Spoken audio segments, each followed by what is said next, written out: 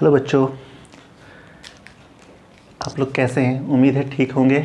Lockdown का time सही चल रहा होगा। घर में रहिए, सेफ रहिए। चलिए आज कुछ देखते हैं। ये क्लास 9th का चैप्टर 8 का मोशन चैप्टर, ठीक है। ये 4th लेक्चर, 3 लेक्चर मैं पहले करा चुका हूँ, ठीक है। उस तीनों को भी देखेंगे तभी ये लेक्चर समझ में आएगा, वरना नहीं समझ में आएगा, क्योंकि ये उसी तीनों से रिलेटेड है, ठीक है। और मैं जैसा कि साथ के साथ न्यूमेरिकल क्वेश्चन भी करा रहा हूँ साथ में, और थ्योरीज़ भी करा रहा हूँ। तो पिछला क्लास जो मैंने कराया था वो पूरा का पूरा न्यूमेरिकल बेस्ड था, ये थ्योरी बेस्ड है। तो इस क्लास में हम सारे थ्योरीज़ को कवर करेंगे, ठीक है। आइए देखते हैं, कुछ टॉपिक्स के नेम लिखे हुए हैं, इन सारे टॉपिक्स को हम इसमें कवर करेंगे। यहाँ पे मैंने 2 न्यूमेरिकल भी लिख रखे हैं, ठीक है, जो आपके NCERT बुक से है। बाकी ये सब हम आपको समझाएंगे। होता क्या है, इसको समझेंगे भी, ठीक है। तो सबसे पहले लिखा हुआ वेलोसिटी। क्या लिखा हुआ? वेलोसिटी। वेलोसिटी क्या होता है? वेलोसिटी वेलोसिटी होता है speed in a fixed direction. Velocity क्या होता है? स्पीड होता है, ये किसी फिक्स डायरेक्शन का स्पीड होता है। स्पीड तो किसी भी डायरेक्शन में हो सकता है ना, लेकिन वेलोसिटी कह रहा है किसी फिक्स डायरेक्शन का स्पीड होता है। यानी कि स्पीड का फॉर्मूला क्या था हमारा? Distance upon time. तो डिस्टेंस ही में ही डायरेक्शन लगाएं, distance in a direction upon time. और डिस्टेंस इन अ डायरेक्शन को ही तो हम कहते हैं डिस्प्लेसमेंट। क्या कहते हैं? डिस्प्लेसमेंट। ये हमने डिस्प्लेसमेंट का फॉर्मूला जब बताया था तो बताया था। यानी कि वेलोसिटी का फॉर्मूला हो गया डिस्प्लेसमेंट अपॉन टाइम। ये वेलोसिटी का फॉर्मूला हो गया। वेलोसिटी को मैं v से रिप्रेजेंट करूँगा, ठीक है।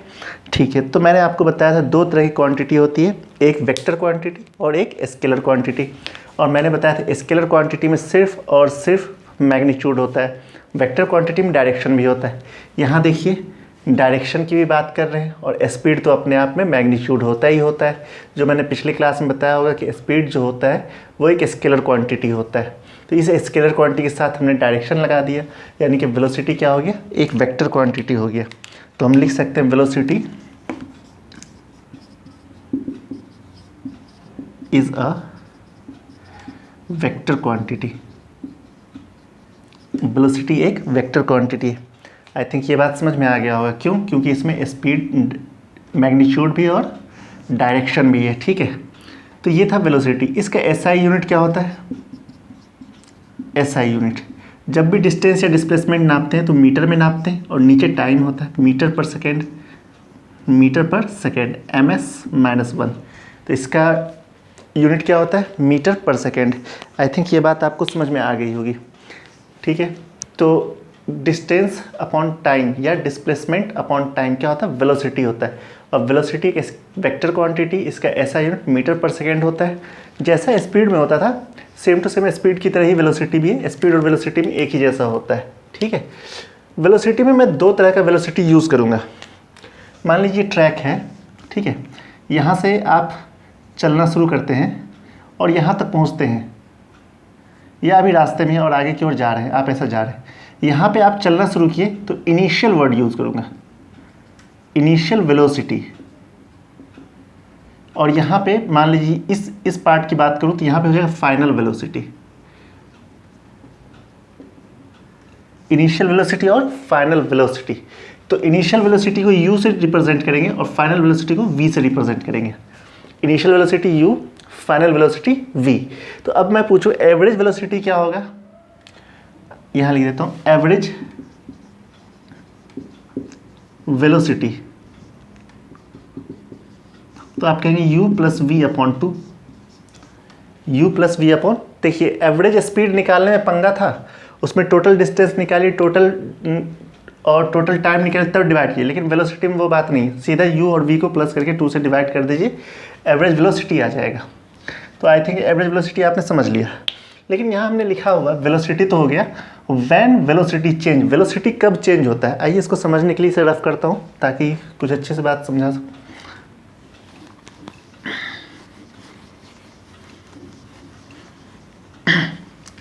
व्हेन वेलोसिटी चेंज, वेलोसिटी कब चेंज होता है?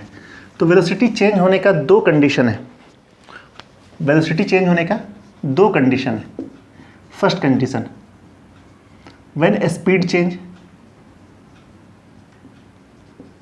मान लीजिए आप यहाँ पर थे और ऐसा जाना शुरू किया। शुरू में आपका स्पीड जो था वो था 2 मीटर पर सेकेंड, और चलते चलते यहाँ पे आ गए और यहाँ पे भी आप जा रहे हैं ऐसे, और यहाँ पे स्पीड है आपका 3 मीटर पर सेकेंड। ठीक है, तो स्पीड में चेंजिंग आ गई। स्पीड में चेंजिंग कितने का आ गया? 1 मीटर पर सेकेंड का। तो स्पीड में चेंजिंग जो होगा, तो स्पीड अगर चेंज होगा तो भी हम कहेंगे वेलोसिटी चेंज होगा। तो दैट इज वेलोसिटी चेंज। ठीक है, दूसरा, अब दूसरा कंडीशन दे रहे हैं, यहाँ पे डायरेक्शन सेम है, स्पीड चेंज, डायरेक्शन सेम। देखिए ये इधर ही जा रहा था, ये भी इधर जा रहा था, स्पीड अलग अलग है, डायरेक्शन सेम है। अब मैंने क्या किया, speed not change, speed does not change, only direction, ये डायरेक्शन का शॉर्ट फॉर्म है, ओनली डायरेक्शन चेंज। सिर्फ और सिर्फ डायरेक्शन चेंज करेंगे हम, है ना, स्पीड चेंज नहीं करेंगे। जैसे मान लीजिए पहले बंदा इस डायरेक्शन में जा रहा था 5 मीटर पर सेकेंड से, अब वो बंदा इस डायरेक्शन में जा रहा 5 मीटर पर सेकेंड से। तो मैं पूछूंगा स्पीड चेंज हुआ क्या? नहीं, यहाँ भी 5 मीटर था, यहाँ भी 5 मीटर था, लेकिन डायरेक्शन चेंज हो गया। जैसे ही डायरेक्शन चेंज होगा तो हम कहेंगे एक्सेलरेशन हो गया है। जैसे ही डायरेक्शन चेंज होगा एक्सेलरेशन हो गया। क्यों? क्योंकि हमने अभी वेलोसिटी का फॉर्मूला ये बताया, डेफिनेशन ये बताया, इन अ गिवन डायरेक्शन। तो डायरेक्शन पर भी डिपेंड कर रहा है वेलोसिटी। स्पीड चेंज तो नहीं हुआ, लेकिन इसका डायरेक्शन चेंज, जैसे ही डायरेक्शन चेंज होगा तो ये चेंज हो जाएगा। तीसरा कंडीशन, बोथ चेंज, दोनों के दोनों चेंज हो गए, यानी कि इधर गए 2 मीटर पर सेकेंड से और इधर से इधर आए 3 मीटर पर सेकेंड से। ठीक है, तो यहाँ स्पीड भी चेंज है, डायरेक्शन भी चेंज है, बोथ चेंजेस। तो यहाँ भी क्या होगा? एक्सेलरेशन होगा। तो यहाँ भी वेलोसिटी चेंज होगा, यानी कि change in when velocity change, velocity कब कब चेंज हो सकता है। तो ये 3 कंडीशन है, जब स्पीड चेंज होगा तब वेलोसिटी चेंज हो सकता है। दूसरा कंडीशन, स्पीड तो चेंज नहीं हुआ लेकिन डायरेक्शन चेंज हो जाएगा, तब भी वेलोसिटी चेंज हो जाएगा। बोथ चेंज, वेलोसिटी और स्पीड और डायरेक्शन दोनों ही चेंज हो जाएगा, तभी ये चेंज हो जाएगा। तो I think when velocity change, इसका इस पार्ट का आंसर समझ में आ गया। ठीक है, तो आई थिंक मैं इसे रफ कर देता हूँ, फटाफट नोट कर लीजिए, स्क्रीनशॉट कर लीजिए, पॉज करके लिख लीजिएगा। ठीक है,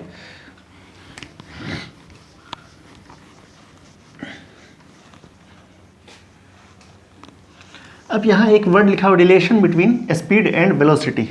तो आप लोग अच्छे से जानते हैं, एक तरफ स्पीड लिख देते हैं, एक तरफ वेलोसिटी लिख देते हैं। स्पीड जो होता है ये स्केलर होता है, और ये क्या होता है? वेक्टर होता है। V for velocity, V for vector, S for speed, S for scalar.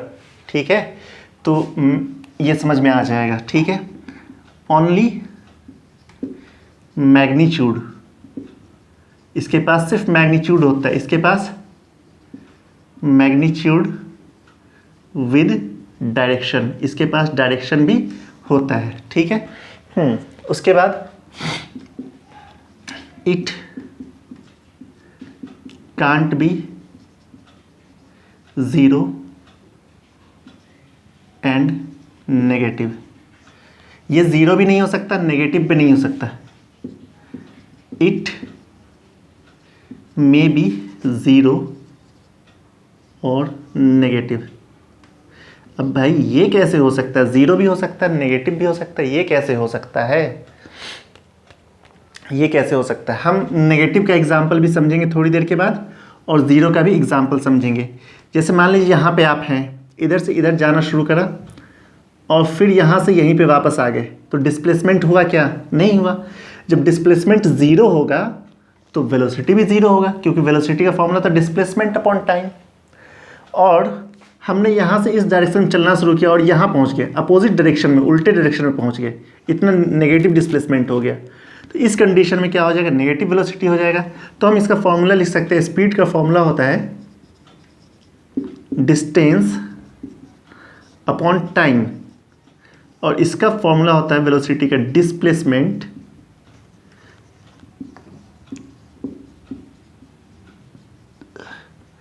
Upon time, और दोनों का ऐसा यूनिट सेम टू सेम, दोनों का ऐसा यूनिट मीटर पर सेकेंड होता है। देखिए दो तरह का यूनिट पूछता है, आपसे पूछेगा क्या ऐसा यूनिट किलोमीटर पर आवर हो सकता है? नहीं, ऐसा यूनिट किलोमीटर पर आवर नहीं होता है, ऐसा यूनिट तो भाई मीटर पर सेकेंड ही होगा। तो ये relation between speed and velocity, speed और वेलोसिटी में क्या क्या समानताएं हैं, डिफरेंसेस, ये मैंने बता दिए। अच्छा एक बात मैंने बताया था आपको, डिस्टेंस जो होता है वो हमेशा ज़्यादा हो सकता है या बराबर हो सकता है डिस्प्लेसमेंट के, ये मैंने फर्स्ट लेक्चर में ही बता दिया था आपको। तो डिस्टेंस जो होता है डिस्प्लेसमेंट से ज़्यादा हो सकता है या बराबर हो सकता है, इसी में हम टाइम से डिवाइड कर देते हैं दोनों तरफ। तो डिस्टेंस अपॉन टाइम क्या हो जाता है? स्पीड होता है। स्पीड ज़्यादा हो सकता है डिस्प्लेसमेंट यानी कि इससे, वेलोसिटी से। तो यानी कि स्पीड जो होता है वेलोसिटी से ज़्यादा हो सकता है या बराबर हो सकता है, कम कभी नहीं होगा, ठीक है। अगर मैं इसका रेशियो देखूं स्पीड अपॉन वेलोसिटी का, तो ग्रेटर देन इक्वल टू 1 होगा। अगर वेलोसिटी ऊपर होगा तो लेस देन इक्वल टू 1। मैं इसको उल्टा भी कह सकता हूँ, वेलोसिटी अपॉन स्पीड जो होगा वो लेस देन इक्वल टू 1 होगा। तो ये सब रिलेशन हो गए स्पीड वेलोसिटी के, ठीक है। आई थिंक ये आप लोगों ने नोट कर लिया होगा, नोट कर लीजिए फटाफट, इट्स इनफ। तो चेंज इन वेलोसिटी अभी आपने सीखा, चेंज इन वेलोसिटी में हमने सीखा कि एक जगह पे वेलोसिटी कम होता है, एक जगह पे वेलोसिटी ज़्यादा होता है। तो ये चेंज इन वेलोसिटी होने में कुछ ना कुछ तो टाइम लगा होगा, वेलोसिटी को चेंज होने में कुछ ना कुछ तो टाइम लगा ही होगा। तो जो भी टाइम लगा होगा उसके रेस्पेक्ट में हम जब देखते हैं तो उसी को कहते हैं एक्सीलरेशन। एक्सीलरेशन क्या होता है? एक्सीलरेशन होता है change in velocity in unit time. Velocity में चेंजिंग जो होगा वो किसी यूनिट टाइम में होगा। मान लीजिए ये यहाँ पे है और इस बार हम आपको ने एक व्हीकल बना देते हैं, ये वैन इधर से इधर जा रहा था किसी स्पीड से, और यही वैन यहाँ से यहाँ पहुँच गया किसी स्पीड से, यहाँ पे वी स्पीड, यहाँ पे यू स्पीड है, यहाँ पे वी स्पीड। यहाँ से यहाँ तक आने में वैन को t सेकेंड का टाइम लग गया। यहाँ पे इनिशियल हम क्या कह सकते हैं, यू क्या है बताओ? इनिशियल वेलोसिटी है, और वी क्या है? फाइनल वेलोसिटी,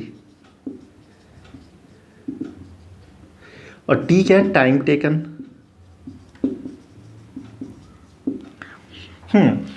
तो हमें निकालना change in velocity.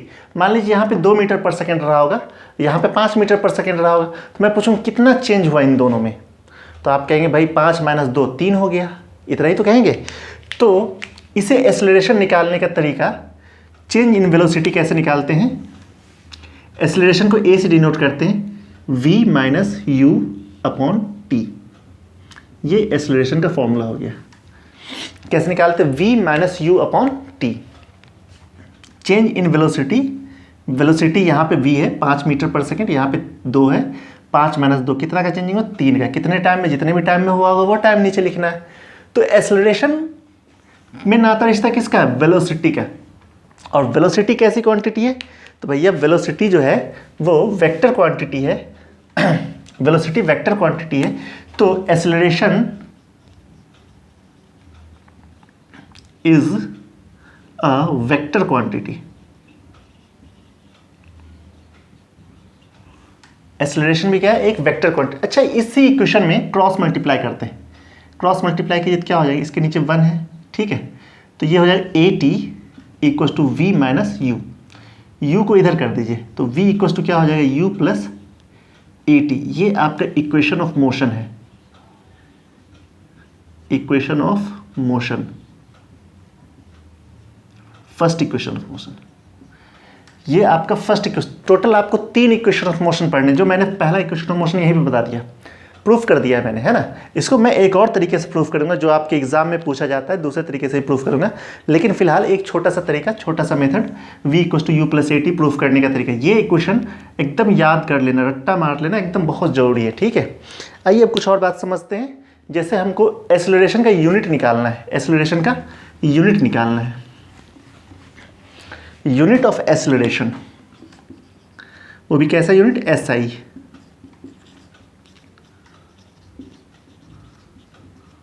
SI unit of acceleration. तो एक्सेलरेशन का ऐसा यूनिट, जरा बताइए, वेलोसिटी से वेलोसिटी को माइनस करेंगे तो क्या आएगा, वो भी वेलोसिटी आएगा। मैं कहूँगा 5 kg चावल से 3 kg चावल माइनस करो तो क्या आएगा, 2 kg चावल आएगा। यानी कि सेम क्वांटिटी आता है, सेम क्वांटिटी से सेम को माइनस करते हैं, यानी कि ऊपर क्या है, change in velocity,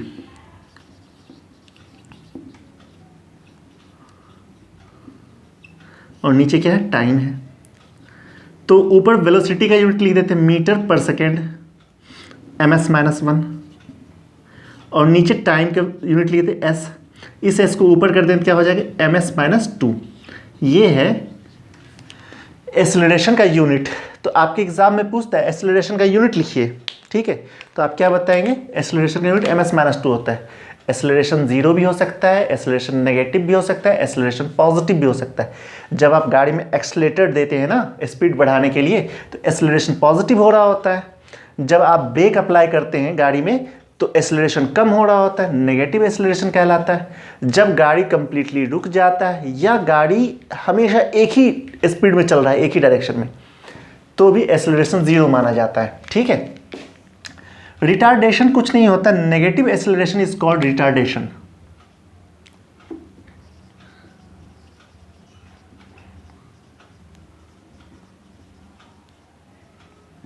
negative acceleration is called retardation.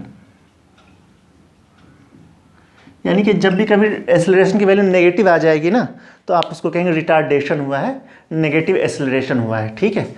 I think ये बात आप लोगों को समझ में आ गई होगी।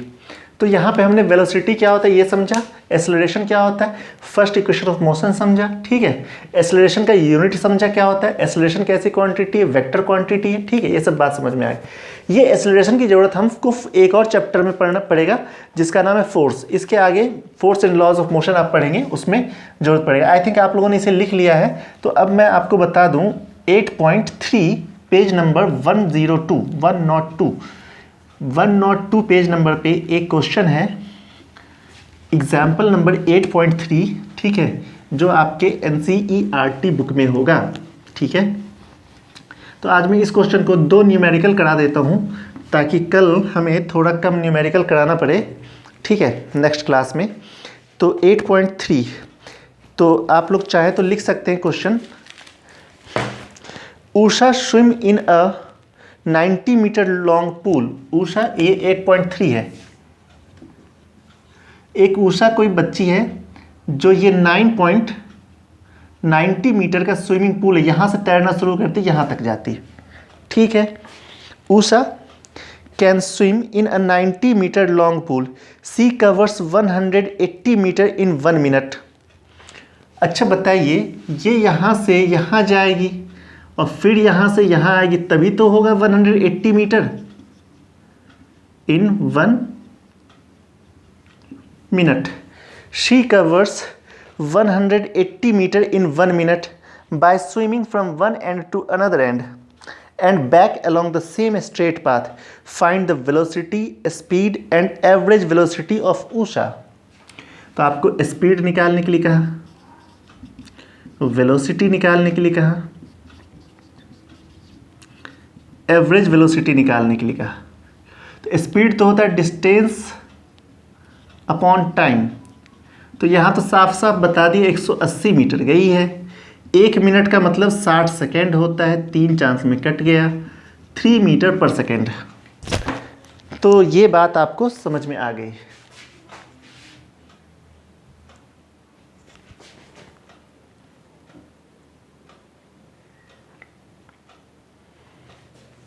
कैमरा का सेटिंग ख़राब हो गया यार, कैसा है, चलो अब ठीक हो गया है ना।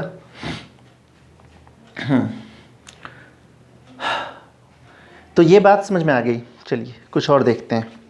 है ना। अब इसके बाद कह रहा है एवरेज स्पीड हो गया, एवरेज वेलोसिटी। तो आपको देखना है वेलोसिटी पहले देखना, तो यहाँ से यहाँ 90 मीटर, फिर यहाँ से यहीं वापस आ गई वो, तो डिस्प्लेसमेंट अपॉन टाइम होता है। तो डिस्प्लेसमेंट हुआ कितना उसका 0/60, 0 मीटर पर सेकेंड। डिस्प्लेसमेंट उसका कितना हो गया 0, ठीक है। तो जो एवरेज वेलोसिटी होगा वही ये भी होगा, तो एवरेज वेलोसिटी भी क्या हो जाएगा 0 मीटर पर सेकेंड, क्योंकि यहाँ पे तो इनिशियल जितना है उतना ही फाइनल है। यहाँ पर से चलना शुरू किया, यहीं पे आके रुक गया। इनिशियल वेलोसिटी भी 0 था उसका, फाइनल वेलोसिटी भी 0 था। शुरुआत से चला, अंत में वहीं पे आके कर दिया, तो एवरेज वेलोसिटी भी 0 हो गया, वेलोसिटी भी इसका 0 है, और स्पीड इसका हो गया 3 मीटर पर सेकेंड, ठीक है। आई थिंक ये बात आप लोगों को समझ में आ गई होगी। अब एक पेज नंबर 103 पर है एक क्वेश्चन, ठीक है, एग्जाम्पल नंबर 8.4। हाँ, ये क्वेश्चन बहुत अच्छा है, आप लोग चाहे तो इम्पॉर्टेंट मार्क कर सकते हैं। 8.4 जो है ये क्वेश्चन काफ़ी अच्छा है, आप लोग इसे इम्पॉर्टेंट मार्क कर सकते हैं, ठीक है। 8.4 देखते हैं। Starting from a stationary position, starting from a stationary position, मान लीजिए यहाँ पे कोई चीज़ है, रुका हुआ है, स्टेशनरी है। स्टेशनरी का मतलब रुका हुआ, रुका हुआ का मतलब इनिशियल वेलोसिटी उसका 0 हो गया। स्टेशनरी का मतलब होता है, लिख देता हूँ मैं, स्टेशनरी पोजीशन, इसका मतलब होता है u = 0, रुका हुआ है वो गाड़ी। अब यहाँ से वो गाड़ी चलना शुरू किया। Rahul pedals his cycle to attain velocity of 6 metre per second in 30 second. अब ये यहाँ से चलना शुरू किया, मान लीजिए 30 सेकेंड में ये यहाँ पहुँच गया, तो यहाँ पे इसकी वेलोसिटी आ गई 6 मीटर पर सेकेंड। इसकी वेलोसिटी कितनी आ गई 6 मीटर पर सेकेंड। तो टाइम उसको कितना लगा जाने में 30 सेकेंड का, और वेलोसिटी उसका कितना हो गया 6 मीटर पर सेकेंड हो गया। ये सब बात आपको समझ में आ गई, ठीक है। Then he applied brakes such that velocity of bicycle comes down to the 4 metre per second. अब यहाँ पर जब आ गया, अब से उसने वेलोसिटी यहाँ v1 मान लेते हैं, यहाँ पे 4 मीटर पर सेकेंड आ गया, क्यों? क्योंकि इसने लगा दिया ब्रेक। तो आपसे बोल रहा है, ठीक है, ब्रेक इन 5 सेकेंड, कितने टाइम में 5 सेकेंड में, ठीक है 5 सेकेंड में। तो आपसे बोल रहा है रिटार्डेशन कितना हुआ वो बताना है दोनों ही कंडीशन में। Calculate the acceleration of the cycle in both the condition, दोनों ही कंडीशन में साइकिल का आपको एक्सेलरेशन निकालने के लिए कह रहा है। फिर से एक बार क्वेश्चन पढ़ देता हूं मैं, समझ लीजिए। स्टार्टिंग फ्रॉम स्टेशनरी पॉइंट, कोई गाड़ी थी, कोई बंदा था, वो रुका हुआ था, वो अपने साइकिल को पैडल करना शुरू करता है। Starting from a stationary position, Rahul pedals his bicycle to attain a velocity of 6 meter per second in 30 seconds. Then he applied brakes such that the velocity of the bicycle comes down to 4 meter per second in next 5 seconds. Find the acceleration in both the cases. ठीक है, अब देखते हैं इसको solve करते हैं। मान लेते हैं पहले वो A पर था रुका हुआ, फिर वो B पर आ गया, और वो फिर C पर आ गया। तो हम A से B तक ले लेते हैं, ठीक है। एक्सेलरेशन क्या होता है v - u/t। तो v यहाँ पे कितना 6, u कितना 0, और टाइम कितना 30 सेकेंड का, यानी कि 6/30, 6 5 जा 30, 0.2 मीटर पर सेकेंड स्क्वायर, ऊपर बना जाएगा ना। यानी कि A से B तक में देखिए पॉजिटिव एक्सेलरेशन आ रहा है 0.2 मीटर पर सेकेंड स्क्वायर। अब B से C तक जाते हैं, ठीक है, यहाँ भी एक्सेलरेशन निकालते हैं। यहाँ क्या होगा, अब V ये बन जाएगा और U ये बन जाएगा, है ना, 4 - 6 अपॉन कितना सेकेंड 5 सेकेंड में, यानी कि ये -2/5, यानी कि -0.4 मीटर पर सेकेंड। ये देखिए नेगेटिव एक्सेलरेशन आ गया ना, कैसा आ रहा है नेगेटिव एक्सेलरेशन, इसी को रिटार्डेशन कहते हैं, retardation of 0.4 metre per second square. Retardation कितने का हो गया 0.4 मीटर पर सेकेंड स्क्वायर का। आई थिंक ये सब बात आपको समझ में आ गई होगी। आज की कहानी हम यहीं पे ख़त्म करना चाहेंगे। कल के क्लास में, ठीक है, हम कुछ ग्राफ के बारे में डिस्कस करेंगे। ठीक है, जो आपके एनसीईआरटी में खास करके दिया हुआ है। और फिर हम इक्वेशन ऑफ मोशन पढ़ेंगे। 3 तरह के इक्वेशन ऑफ मोशन होते हैं। अगर आपको बच्चों याद करना है तो आज उसे याद कर लो, कल मैं इसे प्रूफ करूंगा। पहला इक्वेशन ऑफ मोशन, फर्स्ट वाला जो होता है v equals to U plus A T. अब v आप जानते हैं क्या होता है, u भी जानते हैं, a भी जानते हैं और t भी जानते हैं। दूसरा होता है s equals to U T plus half A T square. अब यहाँ पे s क्या होता है अभी बता दूंगा मैं। और तीसरा होता है v स्क्वायर बराबर you square plus 2as। s होता है डिस्प्लेसमेंट, डिस्टेंस नहीं है ये। s क्या होता है, डिस्प्लेसमेंट होता है, s डिस्प्लेसमेंट। ठीक है, तो ये 3 इक्वेशन ऑफ मोशन, इसे आप याद कर लेंगे। ठीक है, तो आई थिंक बहुत अच्छा होगा, क्योंकि इससे हमेशा क्वेश्चन पूछे जाते हैं। ये प्रूफ करने के लिए एग्जाम में आता है, कभी तो ये वाला पूछता है, कभी ये वाला पूछता है। ये दोनों बहुत इंपॉर्टेंट है, तो इन्हें मैं नेक्स्ट क्लास में प्रूफ करूँगा। आज के लिए बस इतना ही। Thank you, bye bye.